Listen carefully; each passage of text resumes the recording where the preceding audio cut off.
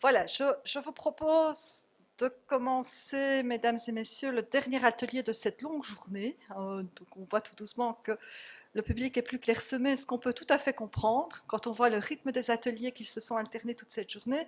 Donc je dois vous dire qu'au nom de la Direction générale des pouvoirs locaux, de l'action sociale et de la santé, je suis vraiment très heureuse et surtout très fière de vous accueillir aujourd'hui. Et c'est une première, ce salon, et je crois que sans aucune difficulté, ce pari fou que nous avons mené avec Artexis porte véritablement ses fruits, et donc je tiens véritablement à le souligner. Alors l'atelier, ce dernier atelier de la journée, c'est un atelier qui vous permettra de mieux comprendre toutes les subtilités de la législation marché public. Alors c'est clair que vous connaissez l'administration des pouvoirs locaux ou l'administration de la santé comme étant une administration qui est une administration de contrôle. Nous sommes cette tutelle qui contrôlons vos marchés publics, les marchés publics des hôpitaux, les marchés publics des maisons de repos. Nous sommes ces gens qui vous empêchent parfois effectivement d'avancer ou qui vous laissent cette impression de ne pas vous permettre d'avancer. Mais sachez qu'à côté de ça, nous avons aussi un métier de conseil. Et un métier de conseil, Brigitte Bouton l'a expliqué tout à l'heure au travers de nos expériences en matière d'inspection, ce métier de conseil, nous y tenons beaucoup parce que nous estimons que toute cette expertise que nous avons au sein de notre administration, elle est aussi à votre disposition. Et ça nous permet aussi, et ça je crois que c'est essentiel, ça nous permet d'apporter des modifications du cadre juridique pour simplifier les choses. Brigitte l'a cité pour tout ce qui était inspection, mais on peut aussi le citer pour ce qui touche au marché public et à l'exercice tout particulièrement de la tutelle en matière de marché public. Nous sommes là aussi pour vous accompagner, pour rendre des avis. C'est vrai qu'il y a eu une modification du cadre juridique, mais à côté de ça, nous restons bien entendu toujours à votre disposition pour rendre des avis en matière de marché public ou d'autres matières, bien entendu. Et donc, il est essentiel que vous ayez à l'esprit que notre volonté en tant qu'administration des pouvoirs locaux, c'est pas seulement de vous contrôler, mais c'est aussi véritablement de vous accompagner. Et la thématique du jour en est un bel exemple. Alors, toutes et tous dans vos institutions, vous posez toute une série de questions en matière d'application de la législation marché public ou organisationnelle.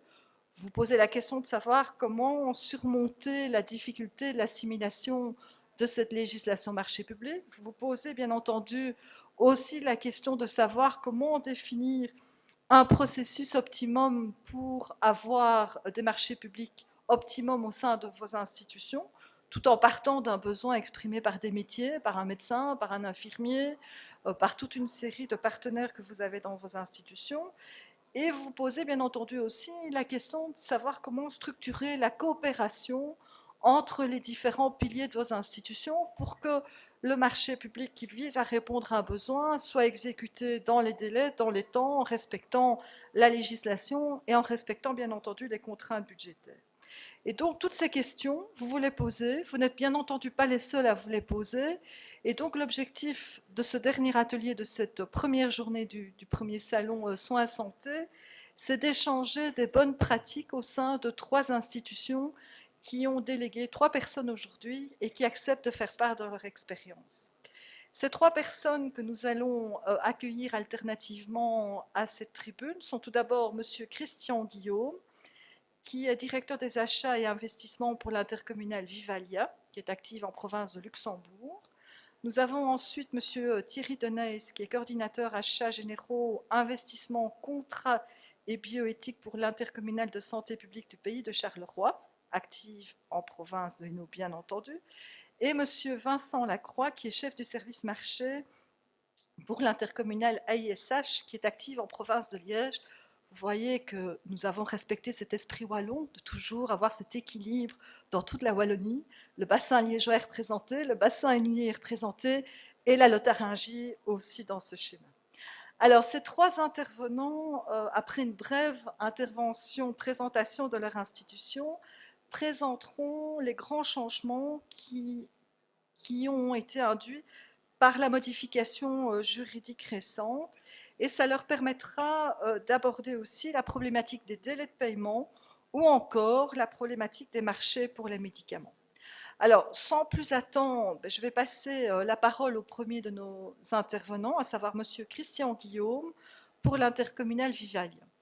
Alors, je voulais vous signaler aussi qu'à la fin de cet atelier, vous êtes invité à boire un verre sur le stand de la Wallonie avant de reprendre le chemin de vos institutions respectives, de vos régions respectives, ce qui vous permettra bien entendu de continuer les échanges sur les bonnes pratiques. Voilà, je vous passe la parole tout de suite, Monsieur Guillaume. Merci beaucoup.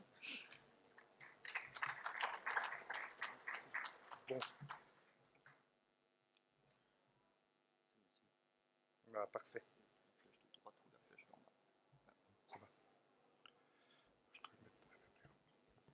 Voilà, merci Madame Maric. Je tiens à remercier Madame Maric, Monsieur Demef et toute son équipe de m'avoir invité et de pouvoir en tout cas nous exprimer sur, pas les difficultés, mais en tout cas sur les changements qu'il y a eu au niveau de la nouvelle loi des marchés publics. Et je me réjouis en tout cas d'essayer de vous donner ma petite expérience au niveau de ces marchés publics. Tout d'abord, comme le disait Madame Maric, je vais quand même présenter Vivalia. Vivalia, qui est une nouvelle intercommunale qui ne date pas de plusieurs années, mais qui date depuis le 1er janvier, attendez, le 1er janvier 2009 et qui regroupe l'ensemble des hôpitaux luxembourgeois et de tout ce qui tourne autour du monde hospitalier, qui représente et qui est représenté par les 44 communes luxembourgeoises, plus 3 communes namuroises et évidemment la province du Luxembourg qui est l'acteur principal et majoritaire au niveau de cette intercommunale.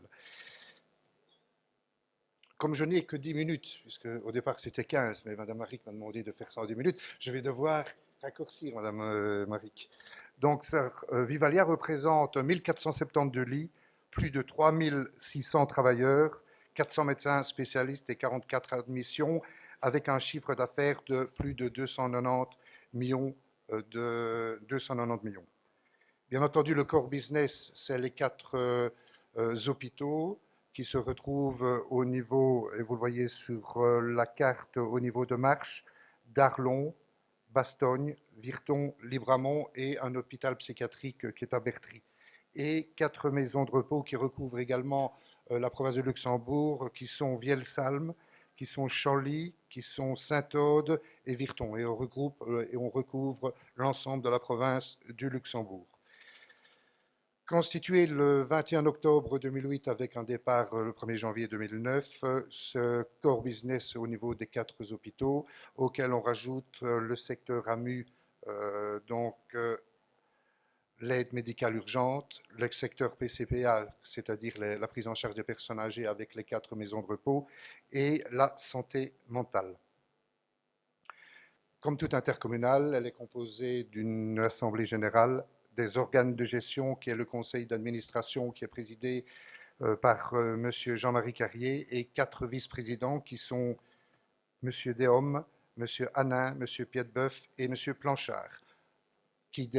Ensuite, on a un comité de gestion, un comité de rémunération et un bureau de coordination qui est représenté par le président, les 4 vice-présidents, et par le COMEX, c'est-à-dire le comité exécutif de Vivalia, comité exécutif qui est présidé par le directeur général, qui est M. Yves Bernard, et par 3 directeurs généraux adjoints qui sont au niveau des affaires médicales, qui sont le docteur Robert de Failly, au niveau de l'hôtellerie et de tout ce qui est logistique transversale, M. Bertrand L'Espagnard, et tout ce qui est centralisé, support centralisé, qui est M. Binet.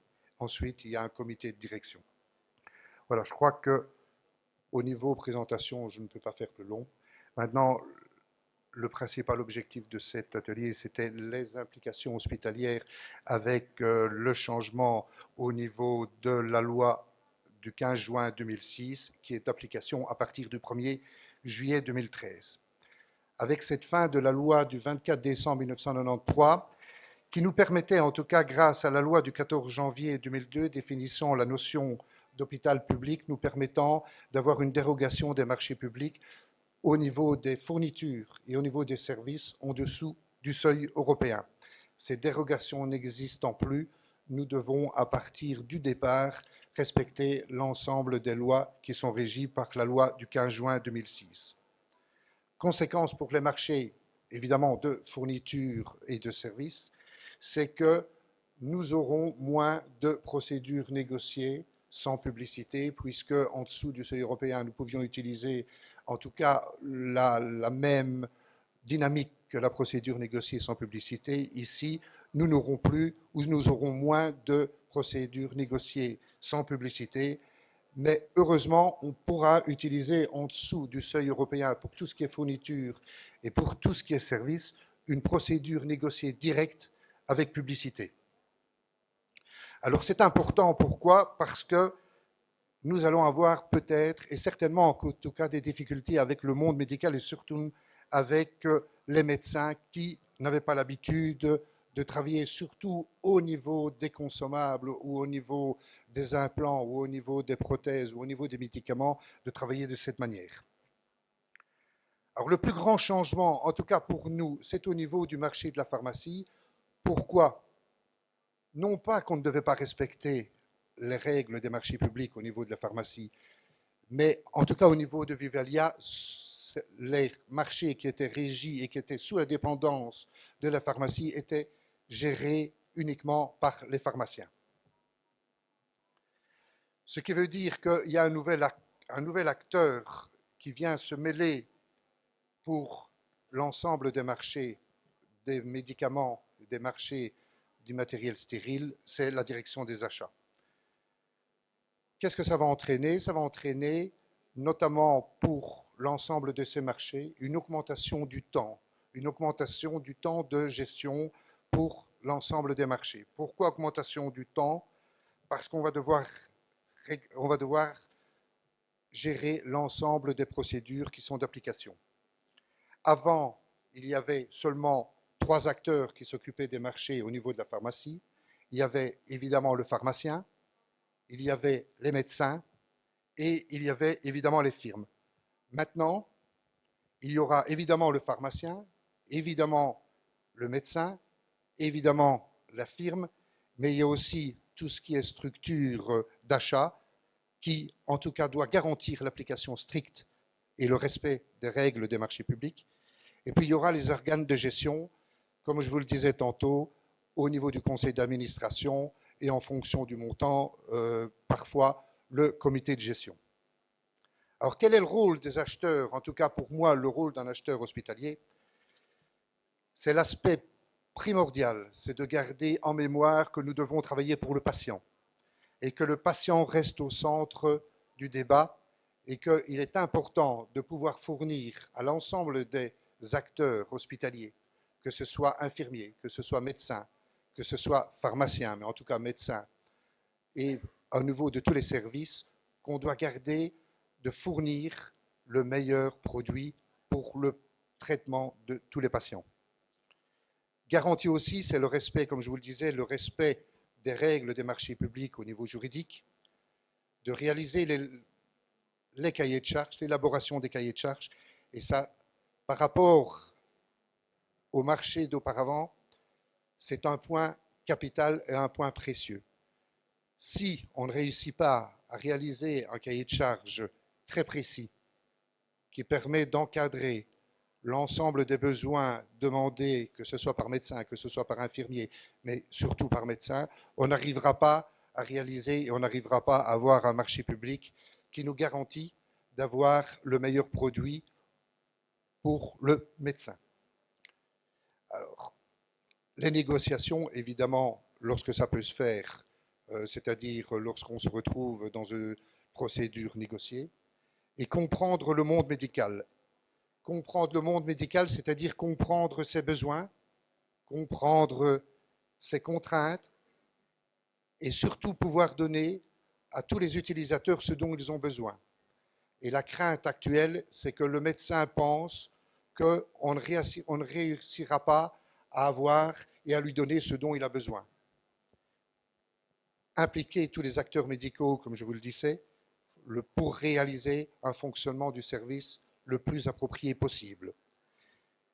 C'est-à-dire qu'au niveau des services des marchés publics, et c'est la crainte de beaucoup de personnes, où on peut se rendre compte dans certains marchés de travaux où là on parle d'adjudication, donc l'adjudication uniquement le prix, où certains médecins, en pensant que c'est uniquement le prix, on va acheter le moins cher, lors des appels d'offres et ils ont peur d'avoir une diminution de la qualité des besoins ou des produits que l'on va acheter pour eux. Quelles sont les conséquences? En tout cas, ça commence actuellement. C'est l'augmentation du nombre de dossiers qui sera traité via un appel d'offres ouvert, avec la durée qui est beaucoup plus longue du marché. Alors, que faut-il faire? C'est anticiper les marchés.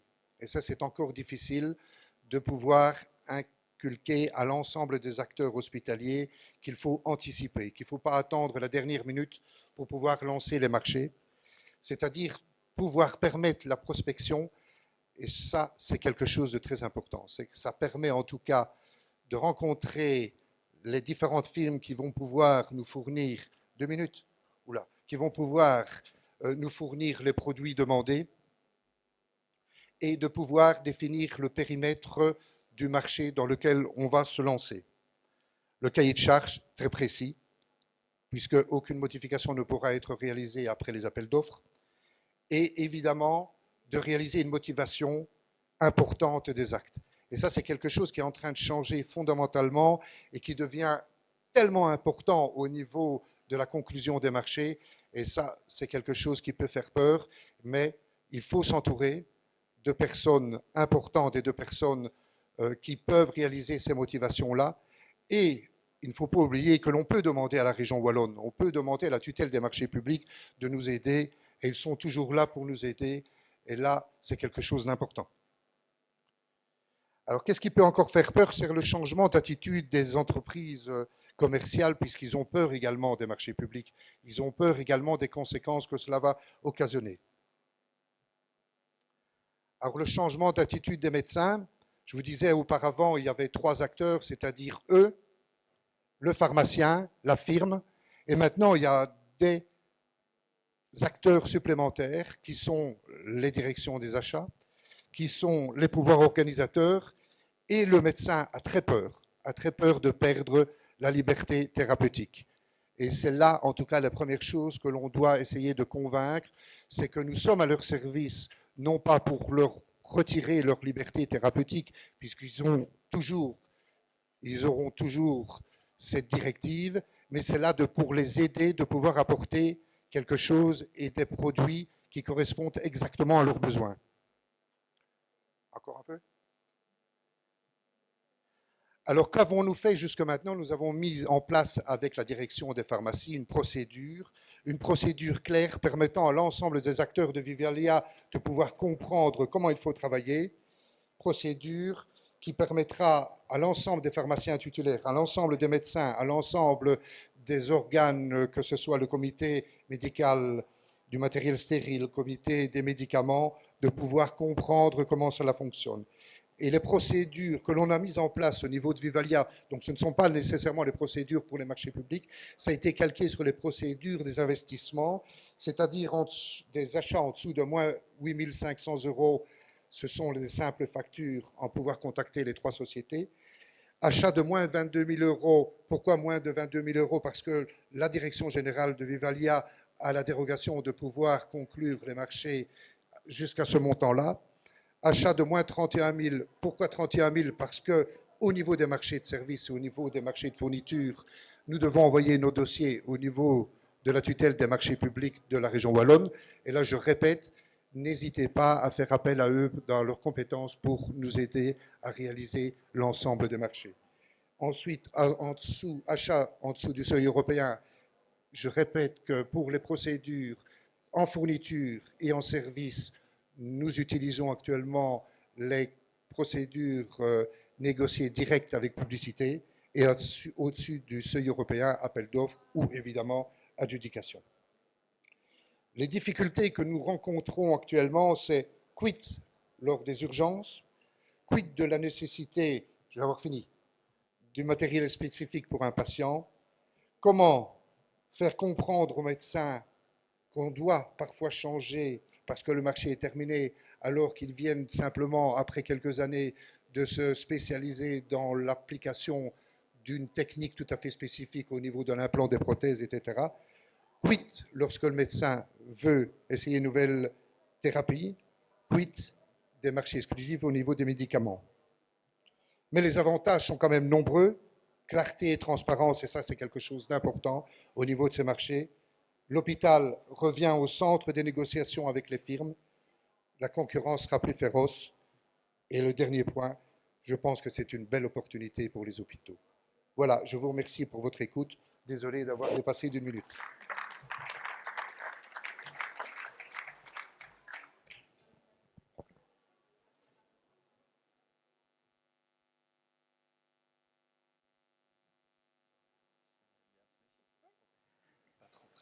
Non, j'entends plus.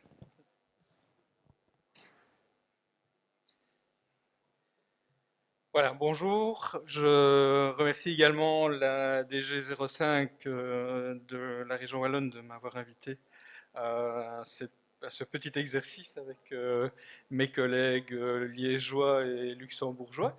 Alors, donc, nous avions tous le même thème, mais je vois que sans trop de concertation, nous avons pris chacun des orientations différentes. Tout d'abord, la présentation de l'institution dans laquelle je travaille, c'est l'ISPPC, c'est un peu long, c'est Intercommunal de santé publique du pays de Charleroi. Sur le plan historique, cette intercommunale a été créée en 2000 et elle est le résultat de la fusion de l'ensemble des hôpitaux publics de la région de Charleroi. En ce qui concerne cette institution, deux grands secteurs d'activité. Un premier secteur d'activité qui est un secteur hospitalier, avec 5 sites hospitaliers principaux et un tout nouvel hôpital qui entrera en exploitation au mois d'octobre de cette année-ci. Et par ailleurs, un secteur non hospitalier composé de 3 maisons de repos et une quatrième qui va ouvrir dans une quinzaine de jours, un secteur d'aide à l'enfance d'une dizaine de maisons et d'une centaine de lits d'accueil, également une crèche de 72 places qui sera agrandie aussi avant la fin de l'année. Le CHU de Charleroi ou l'ISPPC, c'est 1436 lits hospitaliers auxquels on peut encore rajouter 450 lits MRS et aide à l'enfance. C'est un chiffre d'affaires de 400 millions d'euros par an. 4000 membres de personnel, un peu plus de 500 médecins.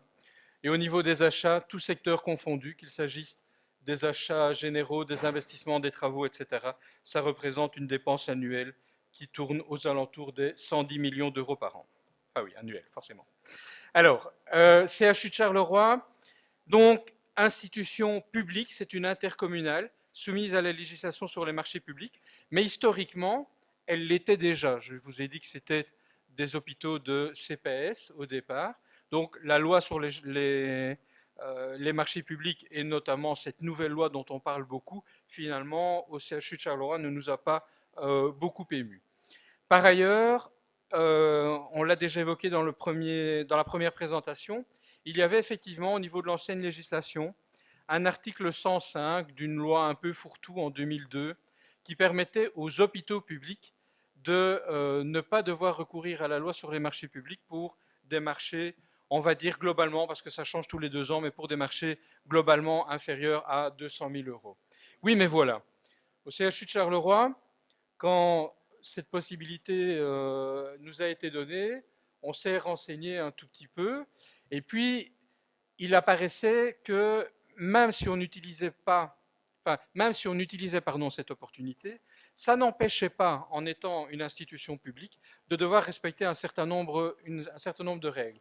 Les règles, ce sont la transparence, c'est la motivation des décisions et c'est la publicité. Finalement, ce n'était pas quelque chose de très, très différent de ce que la loi sur les marchés publics nous oblige à faire. Et donc, en définitive, même quand on utilisait ce fameux article 115, on l'encadrait de règles de marché public et on envoyait même nos décisions à la région Wallonne.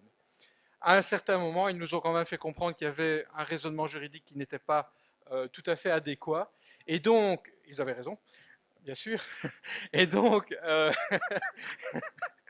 nous avons pris la décision, puisque la loi de 2006 était déjà parue, et que dans cette loi de 2006, l'abrogation du fameux article 115 était programmée. Nous avons pris la décision dès 2010, je pense, je n'ai pas retrouvé la date exacte, mais nous avons pris la décision dès 2010 de ne plus recourir à cet article 115, à quelques exceptions près.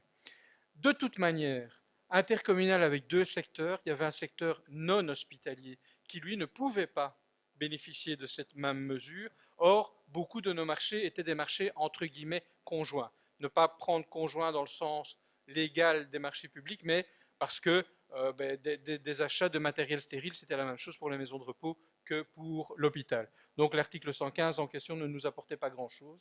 Et enfin, comment dire, la grandeur de l'institution étant ce qu'elle est, la plupart du temps, de toute manière, nous dépassions le seuil de la publicité européenne, donc ça n'avait pas énormément d'intérêt. Un petit mot de l'organigramme, juste pour attirer votre attention sur deux points. Je ne sais pas le montrer, je n'ai pas mon pointeur, mais notre organe de décision en matière de marché public, c'est tout en haut, en rouge. Ah oui, pardon. Voilà.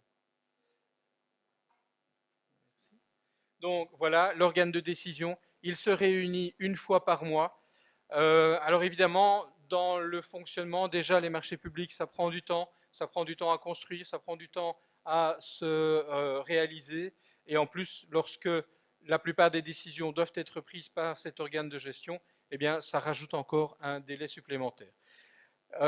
Une des raisons pour laquelle à l'ISPPC, le directeur général de la logistique, dont le service achat dépend, a obtenu mandat pour passer tous les marchés d'un seuil inférieur à 31 000 euros en ce qui concerne les fournitures et services et un seuil inférieur à 62 000 euros en ce qui concerne les marchés de travaux. La raison est la même que celle évoquée par mon collègue juste avant, c'est que ce sont des limites qui sont fixées pour la transmission des documents vers la région wallonne.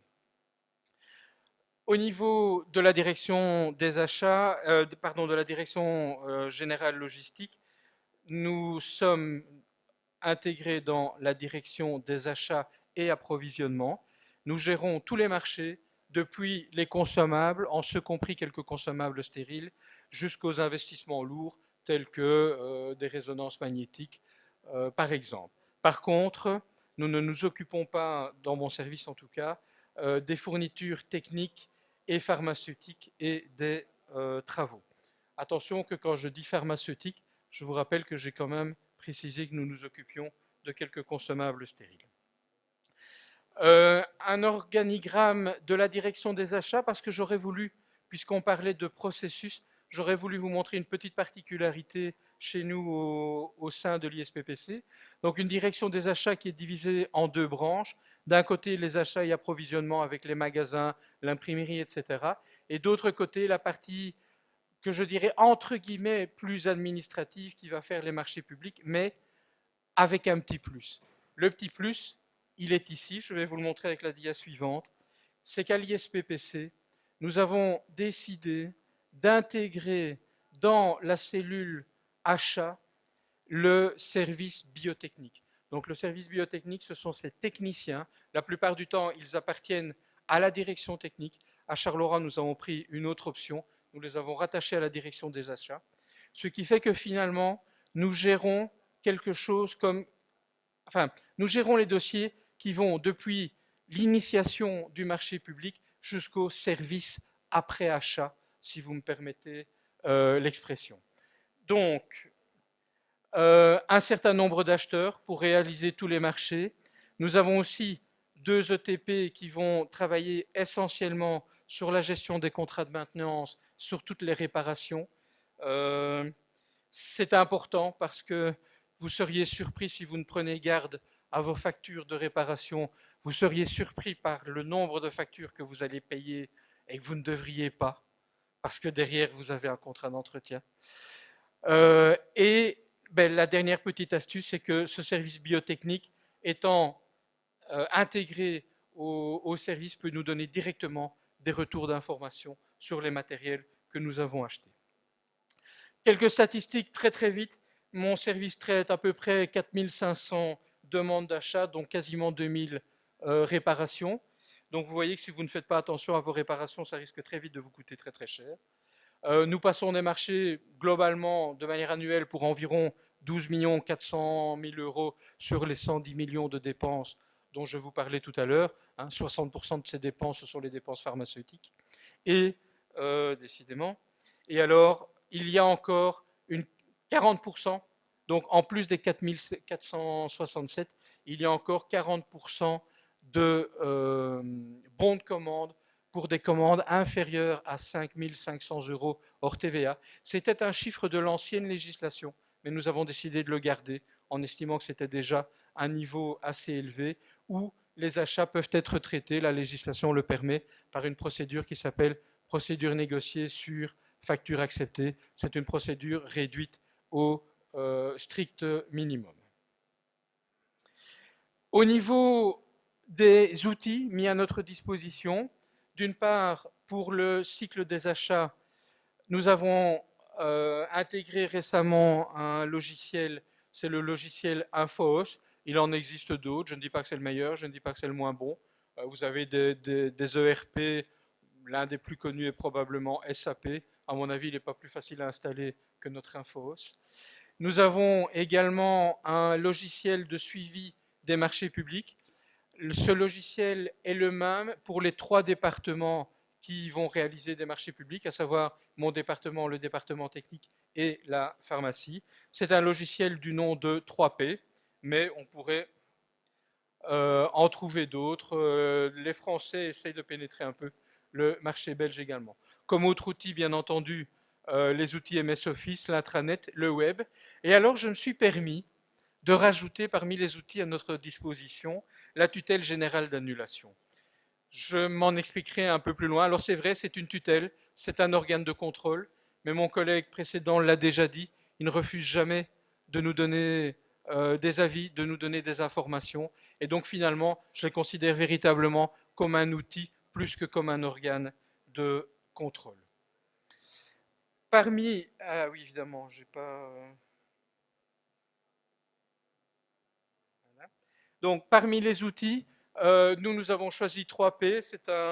C'est donc ce logiciel de suivi des marchés publics. Voici la page d'accueil.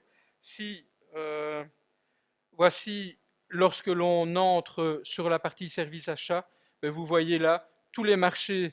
J'ai fait cette capture il y a une dizaine de jours. Donc, si vous voyez la ligne d'en bas, il y a 584 dossiers ouverts. Ça veut dire que quand j'ai fait la capture il y a une dizaine de jours, il y a mes 10 équivalents temps plein géraient à peu près 584 dossiers simultanément au travers de ce logiciel.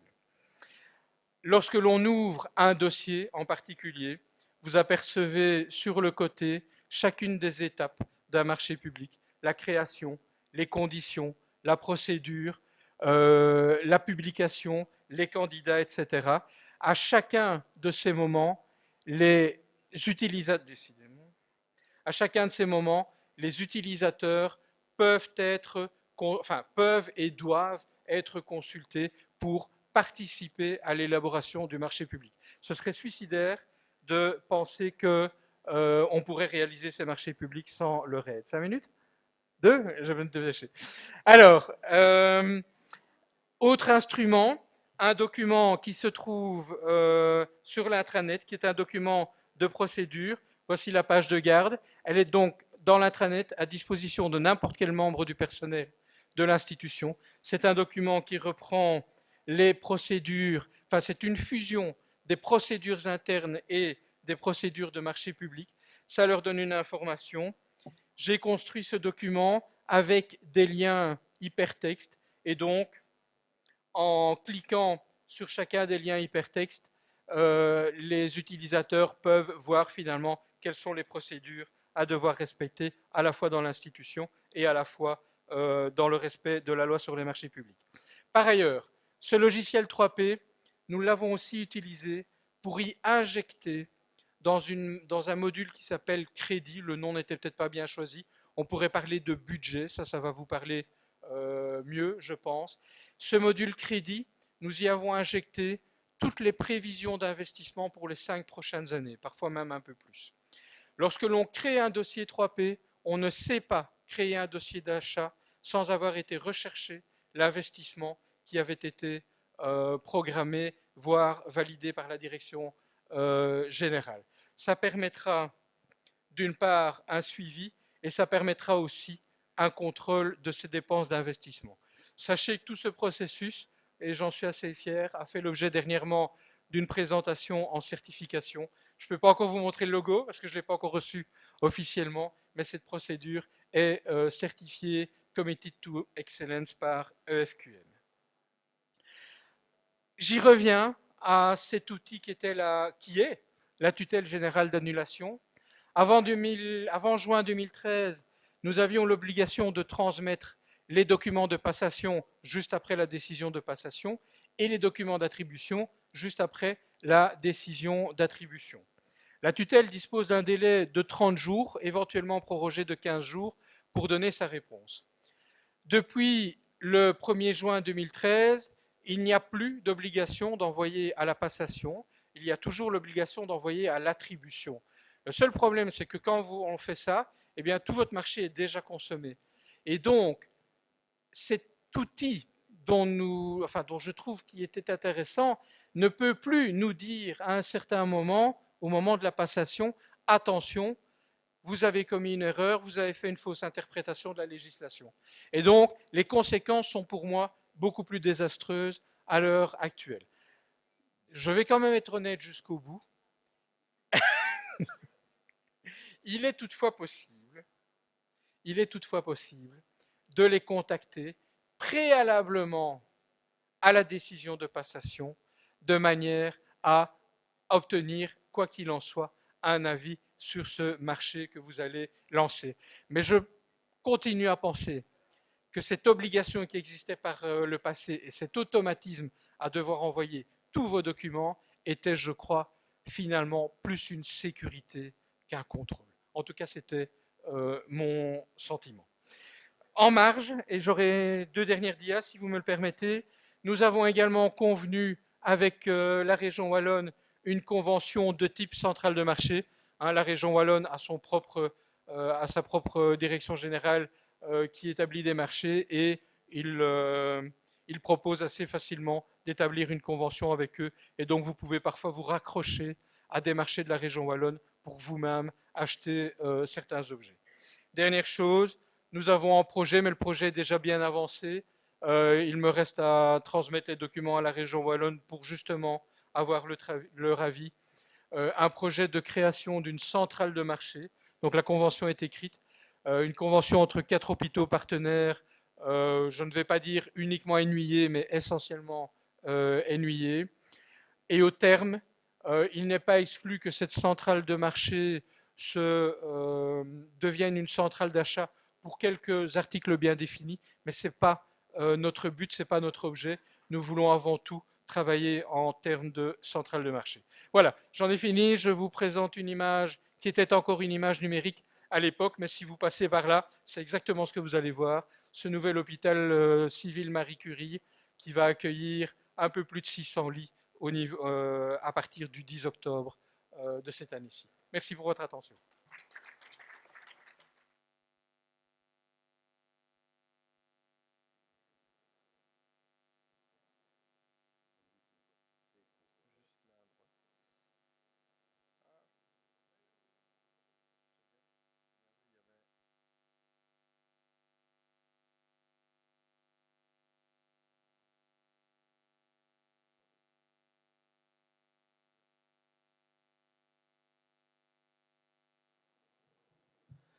Un, deux, un, deux. Bonjour tout le monde, mesdames, messieurs. Moi, je vais essayer de relever quelques défis. D'abord, de vous tenir éveillés, puisque je suis le dernier. Ensuite, de ne pas décevoir mon timekeeper, qui a l'air particulièrement sévère aujourd'hui en matière de respect du timing. Et donc, en essayant de vous faire un résumé en 15 minutes, ce qui ne va pas être évident, de la manière dont on a intégré les nouvelles pratiques liées à la réforme des marchés publics, je vais ne pas m'étendre sur les sujets qui ont déjà été abordés par mes confrères et amis prédécesseurs orateurs. Alors, en 2 mots, l'association intercommunale de soins et d'hospitalisation, mieux connue de tous sous le nom de Centre hospitalier du Bois de l'Abbaye de Hesbaye, est une association qui gère des établissements de soins. Ça va être le premier axe de la présentation. Ensuite, je vais parler un petit peu de l'historique en matière d'achat de l'institution, étant donné qu'on est une intercommunale. Tertio, je parlerai des conséquences plus concrètes de la réforme qui ont été constatées au sein des pratiques quotidiennes. La question de savoir si finalement dans les institutions, les marchés publics sont plutôt simplement une lourdeur administrative ou plutôt une opportunité, voire un mixte des deux. Et enfin, une brève conclusion. Alors, l'association est composée de plusieurs associés. Il y a 6 communes que je vous laisse découvrir, hein, Sorin, Flémal, Warem, Neupré, Grassogne et Saint-Nicolas, ainsi que les centres publics d'action sociale qui sont également associés. En dehors de ces premiers associés, vous avez aussi Intersenior, qui est une autre intercommunale qui s'occupe de gestion de maisons de repos, Belfius, la OMS, la Fondation privée Réseau Solidaris et la SCRL Solidaris Coopérative. L'objet social de l'intercommunal est divisé en 4 branches. Une branche qui consiste à promouvoir la création et assurer la construction d'institutions médico-sociales nécessaires aux besoins des associés, tels que des hôpitaux, cliniques, maternités, maisons de repos et de soins, etc. La deuxième branche est de gérer directement ou par convention ce type d'institution. La troisième branche est d'organiser directement ou par convention un service de soins à domicile. Et enfin, une branche qui est un petit peu plus récente, de fournir des repas adaptés aux patients et résidents des institutions visées sous la première branche, ainsi qu'à éventuellement d'autres structures fournissant des repas dans un cadre social. Cette, je dirais, quatrième branche qui est relativement récente, elle mûrit depuis pas mal d'années, a nécessité la construction d'une nouvelle cuisine centrale qui sera, une fois qu'elle sera complètement opérationnelle, c'est-à-dire d'ici quelques mois à peine, une des cuisines les plus modernes de Belgique et qui pourra produire en capacité de production maximale 8000 repas par jour, donc ça signifie 3 millions de repas par an. Donc c'est quand même, malgré tout, une branche importante de l'intercommunal qui a été créée finalement dans un esprit de charte alimentaire qui est quelque part aussi un paramètre de santé publique. Et donc en tant qu'hôpital ou en tant qu'institution disposant des soins de santé, la direction générale, en accord évidemment et en partenariat avec la direction hôtelière, ont quand même misé beaucoup sur cet axe de l'alimentation de qualité au travers des soins de santé et de la santé publique de manière générale. Mais je ne vais pas m'exprimer plus longtemps sur le sujet parce que des personnes de mon institution connaissent beaucoup mieux ce dossier et en parleraient certainement beaucoup mieux que moi. Les organes de gestion, l'Assemblée générale, assez classique, le conseil d'administration qui a les compétences qui lui sont dévolues, soit par les statuts, soit par la législation. Petit mot en matière de marché public, le conseil d'administration est compétent en matière de décision relative au marché public à partir du moment où le seuil européen de fourniture et de services est atteint. Que ce soit des marchés de travaux, de fourniture et de services, c'est le conseil d'administration qui est compétent pour tous les marchés. En deçà de ça, c'est le comité directeur qui est en fait l'exécutif. Vous avez ensuite, comme dans toutes les intercommunales, le comité de rémunération qui statue sur les salaires des dirigeants. Au niveau des personnes, vous avez Madame Zanella qui est la présidente et par ailleurs directrice marketing et porte-parole du TEC Liège-Verviers. Madame de Simone ici présente, excusez-moi, je ne les dis pas dans l'ordre, les vice-présidents que sont Monsieur Dister et Monsieur Delolivo. Madame de Simone ici présente qui est notre directeur général, le directeur médical, le docteur Raoul de Gives qui s'occupe évidemment de la question médicale, ainsi que le président du conseil médical qui est le docteur Bernard Goerd et qui a les prérogatives qui lui sont données par la législation à ce sujet. 3 sites d'exploitation, 2 hôpitaux, un sur Sorin, un sur Warem. Je vous laisse découvrir le nombre de lits et les activités. AJ veut dire hôpital de jour, dans lesquels on retrouve différentes disciplines telles que la médecine, la chirurgie, l'oncologie, voire l'hôpital de jour gériatrique. ainsi qu'une polyclinique relativement développée sur le site de Flémal, où vous rencontrez des disciplines allant de la radiologie, en passant par la stomatologie, la cardiologie. Donc il y a toute une série de polycliniques également sur un site séparé. 1800 personnes au niveau des effectifs, un peu moins en termes d'équivalent temps plein. Les effectifs sont répartis en contractuels et en agents statutaires.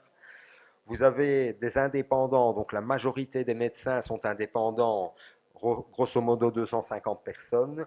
La masse salariale, donc qui vient de s'ajouter évidemment à l'effectif global. La masse salariale représente 76 millions d'euros pour le personnel effectif et les rétributions aux indépendants, un montant approximatif de 24 millions d'euros. Quelques chiffres encore, le total du bilan 128 millions d'euros, le chiffre d'affaires 145 millions d'euros et les achats de biens et services 38 600 000 euros. Il faut savoir que donc ça signifie que des marchés sont à couvrir a priori pour ce montant annuel, sans compter les marchés d'investissement qui sont eux qui se traduisent, eux, par des amortissements au niveau des comptes de résultats et qui sont évidemment à la base également de marchés publics, comme les gros marchés de travaux ou les gros marchés d'équipements médicaux qui doivent se retrouver dans le champ d'application de la législation sur les marchés publics. Depuis toujours, l'intercommunale est soumise à la législation en sa qualité justement d'intercommunale depuis la loi de 76. Moi, mes tout premiers marchés, je les ai passés sous le couvert de la loi de 76, pour vous dire que je passe quand même des marchés depuis quelques années. Puis la loi du 24 décembre et bien entendu aujourd'hui la loi du 15 juin 2006. Les lois coordonnées sur le Conseil d'État, étant donné que nous sommes une autorité administrative, et je ne l'ai pas cité, c'est peut-être la boulette, monsieur Demef, mais le Code de la démocratie centrale et de la délocalisation en mesure de contrôle de tutelle. Alors, comme l'a dit mon prédécesseur, monsieur Deneys, nous bénéficions d'une dispense, mais un petit peu à l'instar de ce qu'a fait l'ISPPC, eh bien, étant donné que les commentaires au roi de l'article 115 précisait que les grands principes des marchés publics, notamment la mise en concurrence, transparence, etc., devaient malgré tout être respectés, nous avons décidé de passer des procédures, je dirais, à l'instar des marchés publics, qu'on appelait marchés négociés, avec des documents qui régissaient les marchés, qui s'appelaient pas des cahiers de charges, mais des clauses contractuelles, mais qui explicitement excluaient l'application de la législation sur les marchés publics. À l'exception, on rendait applicables les conditions d'exécution à l'époque, donc le cahier général des charges qui aujourd'hui évidemment est abrogé, comme condition générale de l'institution. On disait les conditions générales de l'institution sont identiques à celles de l'arrêté royal du 26 septembre 1996 et du cahier général des charges y annexé, pour avoir un cadre de référence qui nous permette également de comparer des offres comparables et de pouvoir étayer le fait qu'on avait respecté finalement les grands principes sur les marchés publics. La seule différence, c'est qu'on ne faisait pas de publicité, on passait tout un petit peu à l'instar des procédures négociées sans publicité et en accord à l'époque avec l'organe de tutelle, on n'envoyait pas ces dossiers-là qui n'étaient pas des dossiers concernés par le décret tutelle. Il faut savoir que l'origine de cette dispense était quand même de mettre les hôpitaux privés et les hôpitaux publics sur un pied d'égalité, puisque les hôpitaux privés n'étaient à l'époque pas soumis à la législation sur les marchés publics. Je l'ai dit, je l'ai dit, je l'ai dit. Entrée en vigueur de la nouvelle législation. Alors là, je tiens quand même à préciser quelque chose, parce qu'il y a eu vraiment, on a dit vraiment beaucoup de choses et de tout et de n'importe quoi à propos de l'entrée en vigueur donc, de cette nouvelle loi de 2006. Il faut savoir qu'on a souvent associé l'obligation des hôpitaux privés au fait que ces derniers, enfin, on a souvent associé l'entrée en vigueur de la loi de 2006 au fait de l'application de la loi sur les marchés publics aux hôpitaux privés.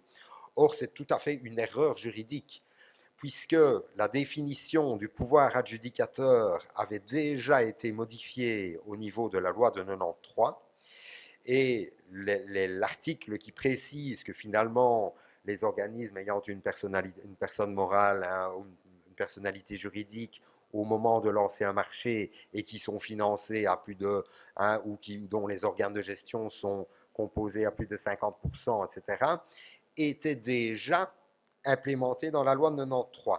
Donc en fait, on s'est trouvé dans un moment où la dispense dispensait les hôpitaux publics de passer des marchés publics, alors que les hôpitaux privés étaient juridiquement soumis. Or, dans tous les hôpitaux publics, privés, on disait on attend la loi de 2006. Tout le monde disait on attend la loi de 2006, alors qu'en fait, les hôpitaux privés étaient déjà soumis à la législation. Même question pour les spécialités pharmaceutiques. Tout le monde a dit la loi de 2006, on va devoir passer des marchés pour les médicaments. Ce n'est absolument pas vrai. Dans les codes CPV déjà de la loi de 93, les spécialités pharmaceutiques s'y trouvaient déjà. Donc depuis toujours, la loi sur les marchés publics s'applique aux médicaments. Mais il y a une espèce d'omerta finalement sur tout ça, et on a dit il y a une certaine tolérance jusqu'au moment où la réforme des marchés publics complète va rentrer en vigueur, et Dieu sait si elle a pris du temps et qu'on nous l'a promise, mais c'était une promesse qu'on ne vous reprochait pas de ne pas tenir, bien évidemment. L'entrée en vigueur, pour nous, qu'est-ce que ça a signifié? Ça a signifié une augmentation importante du nombre de procédures formalisées, puisque nous avions déjà des procédures, comme je l'ai expliqué, à l'instar de ce qui se faisait à l'ISPPC. L'objectif de l'institution et du gestionnaire de l'institution a toujours été de dire on ne veut pas éviter de passer des marchés en fonction de la dispense, on veut, dans la mesure du possible, qu'elle nous serve à alléger les procédures plutôt qu'éviter des mises en concurrence, des principes de transparence et surtout des principes d'optimiser les achats au travers de l'outil marché public. On ne transmettait pas les dossiers à la tutelle, maintenant on les transmet, et je dirais qu'en termes administratifs, c'est toujours un délai supplémentaire pour pouvoir attribuer, je dirais, en toute quiétude. C'est évidemment parfois des remarques justifiées de la tutelle qui font qu'on doit parfois recommencer ou modifier certaines dispositions. Et par contre, contrairement à énormément d'hôpitaux, nous n'avons pas décidé, le gestionnaire n'a pas décidé de passer une série de contrats préalables à l'entrée en vigueur pour se couvrir pendant une longue période, de passer des marchés publics sur un certain nombre de médicaments. Il faut savoir qu'à ce niveau-là, il y a eu un gros lobbyisme des firmes pharmaceutiques qui sont arrivés en disant on vous présente des contrats cadres à signer pour 4 ans, vous serez à l'abri des marchés publics encore pendant 4 ans. Nous n'avons pas adhéré à ce type de démarche et on a dit non, nous, on va se lancer dans les marchés publics rapidement. Spécificité liée au marché public, le caractère médical, je pense que ça a déjà été abordé, et vu que mon timekeeper me harcèle, je vais dire que je ne vais pas m'étendre là-dessus. Délai de vérification et de paiement, donc en matière hospitalière, il y a une certaine dérogation à la législation, puisque la législation, enfin pas une dérogation, une particularité pour les hôpitaux, dans la mesure où, après le délai de vérification, nous disposons de 60 jours pour payer les fournisseurs, que ce soit en travaux, fournitures et services. Mais alors, le législateur a cru subtil d'aller mettre uniquement pour les travaux, fournitures et services relatifs à l'exercice de cette activité et qui sont dûment reconnus à cette fin. Moi, je cherche l'interprétation de ça, je ne l'ai toujours pas trouvé, parce qu'a priori, un hôpital achète toujours des fournitures, des services ou des travaux destinés à l'objet social. Sauf peut-être si on fait des marchés, je dirais des marchés en centrale de marché pour plusieurs pouvoirs adjudicateurs, ou éventuellement qu'on a vraiment des marchés connexes, mais qui seraient vraiment en dehors de l'objet social, comme, je ne sais pas ce qu'on pourrait citer, mais j'imagine quand même relativement mal, même quand on achète des produits alimentaires, quand on achète des produits d'entretien de sol, etc. In fine, c'est quand même pour l'objet social de l'hôpital. Durée des marchés, les marchés sont a priori passés pour 4 ans. Ça peut nous poser souvent des problèmes, étant donné que les hôpitaux ne sont pas financés pour remplacer le matériel de manière systématique lorsqu'il est comptablement amorti, et le matériel est parfois toujours en état de marche. Donc on est obligé parfois de passer des marchés pour des plus longues durées, avec des contrats de maintenance qui vont aller au-delà de 4 ans. Donc il faut déroger, ou alors il faut simplement repasser des procédures négociées pour spécificité après, ce qui est parfois un petit peu à contradiction avec les bons principes de bonne administration. Mais donc là, ça peut également poser un problème, et j'implore la tutelle à ce niveau-là de comprendre que dans les hôpitaux, on est parfois amené à prendre des durées plus longues, notamment des marchés de services qui concernent des investissements importants en matériel. Financement des services administratifs, un tout petit mot. On a un accroissement énorme des tâches administratives liées non pas forcément au Code de la démocratie, mais surtout à la nouvelle législation qui nous donne un certain nombre d'obligations d'information, de transparence, de décisions motivées, de cahiers de charges, de publications. Tout ça nécessite un travail administratif important, et il n'y a aucun financement qui a été prévu complémentaire pour les hôpitaux à ce sujet. Et le personnel qui, je dirais, quelque part est en charge de passer les marchés publics, il faut quand même des gens qui ont des compétences juridiques, souvent des compétences techniques, des compétences économiques. Donc ce n'est pas du personnel qu'on trouve, je dirais, à bas prix sur le marché. Donc voilà, ça c'est un petit mot. Stratégie d'achat, puisque j'ai encore combien, 0 minute ou une demi? Moins 2. Allez, ce sera moins 5, je vous promets. Les obligations, je pense, qui sont issues de la législation et du contrôle tutelle font en sorte que s'il y a des tâches administratives importantes et des risques de recours de plus en plus croissants qui font que finalement on fait parfois plus de juridique que d'opérationnel, je pense qu'en revanche, les marchés publics peuvent être vraiment un levier pour reprendre la main dans les hôpitaux sur les achats, notamment par rapport au corps médical, par rapport à l'ensemble des départements qui étaient parfois un petit peu hégémoniques dans le choix des fournisseurs, des prestataires ou des entrepreneurs. Et le service des marchés doit être vraiment le garant de la régularité des procédures et finalement de l'objectivation des choix qui sont en définitive opérés. La place du service des marchés, moi je la donne comme ça parce que c'est vraiment ma conviction. Elle doit être indépendante de toute direction de département et dépendre du gestionnaire en direct, du directeur général en direct, dans la mesure où dans les autres cas, il y a évidemment des conflits d'intérêts puisque les départements en eux-mêmes étant des demandeurs et des consommateurs, eh bien si jamais le service des marchés est dépendant, par exemple, d'un service financier ou voire d'un service technique, eh bien, à un moment donné, il y a des conflits d'intérêts. Comment peut-il être le garant par rapport à la direction du respect d'une procédure et de l'objectivation d'un choix si jamais au-dessus de lui, le demandeur est finalement son supérieur hiérarchique, hein, il sera, je dirais, il ne sera pas indépendant. Donc voilà, en conclusion, je dirais que la législation doit vraiment servir de levier pour objectiver les achats et obtenir les meilleurs rapports qualité-prix au niveau des institutions et évidemment les meilleurs produits. Donc objectiver et optimiser l'utilisation des ressources matérielles dans les hôpitaux, qui, je le rappelle, et ce n'est pas une vérité pour l'AISH, mais c'est une vérité pour l'entièreté des hôpitaux, les achats représentent le deuxième poste budgétaire après la masse salariale de tous les hôpitaux en Belgique.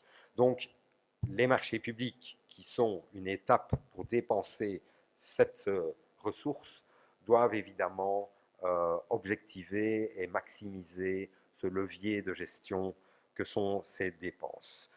Dernier petit mot pour remercier Madame Maric, Monsieur Demef de m'avoir donné la parole aujourd'hui et aussi toute l'équipe, que ce soit Olivier qui n'est pas là, Damien, Marie, pour tous les services qui nous rendent au quotidien et leur disponibilité et leur esprit de compromis quand on leur demande des renseignements et qu'on leur téléphone.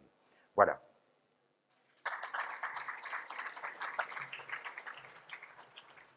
Merci beaucoup pour ces beaux exposés. J'espère qu'ils n'ont pas perdu trop de leur substance à cause des délais stricts, mais j'essayais de m'atteler à cette rigueur pour ne pas arriver en retard au verre promis par notre directrice générale qui aura lieu. Je ne sais pas, est-ce que vous préférez qu'on fasse les questions ici ou qu'on... Donc je vais vous inviter à passer à l'espace Wallonie. Si jamais vous avez besoin des présentations, normalement elles seront disponibles sur notre site internet qui est socialsanté.wallonie.be. Merci à vous tous pour cette journée et à demain pour ceux qui reviennent.